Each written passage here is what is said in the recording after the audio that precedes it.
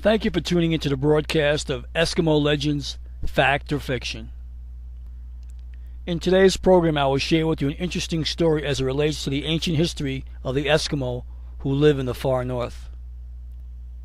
William F. Warren, in his book Paradise Found, The Cradle of the Human Race, presents the view that the human race originated in a tropical continent in the Arctic, the famed Hyperborea of the ancient Greeks, a land of sunshine and fruits, whose inhabitants, a race of gods, lived for over 1,000 years without growing old.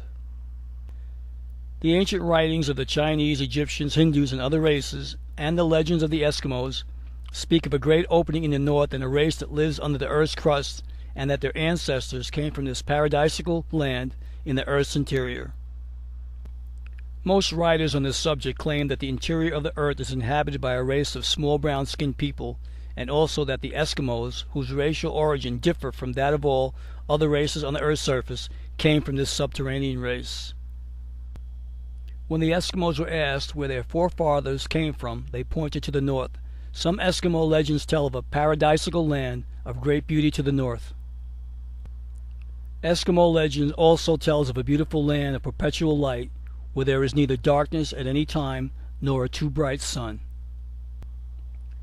This wonderful land has a mild climate where large lakes never freeze, where tropical animals roam in herds, and where birds of many colors cloud the sky, a land of perpetual youth, where people live for thousands of years in peace and happiness. There is a story of a British king named Hurla, whom the Skraelings, Eskimos, took to a land of paradise beneath the earth.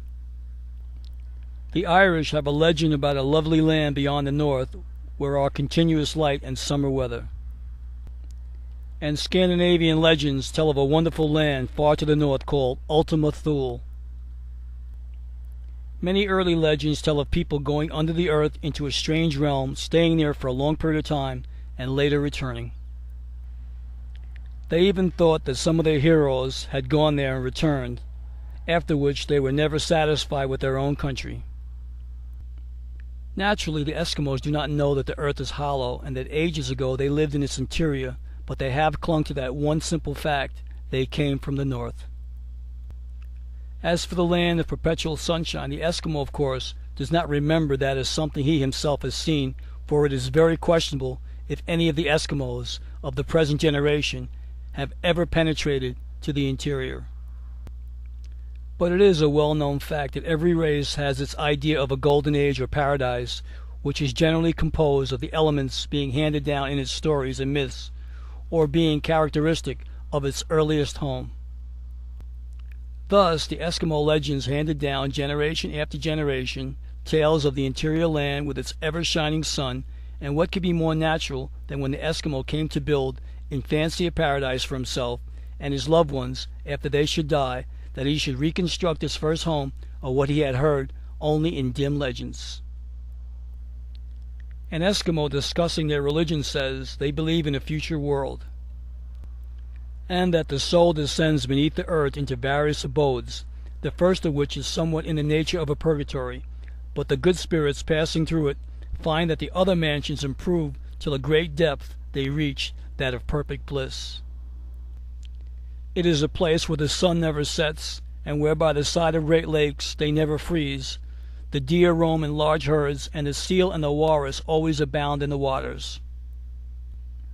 That paradise might serve as almost a literal description of the land in the interior of the earth, and the way in which the Eskimo indicates a preliminary purgatory before it can be reached may be the reflection of a memory handed down in the tribe of the great hardships and difficulties of the ice barrier between that wonderful home and the present situation of the Eskimo on the southern side of that great natural obstacle.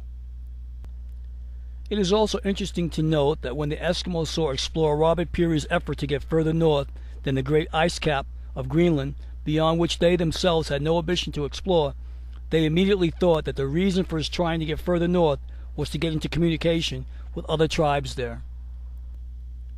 That idea would hardly have occurred to them if it were not for the fact they had traditional or other evidence of people in the supposedly unpopulated north.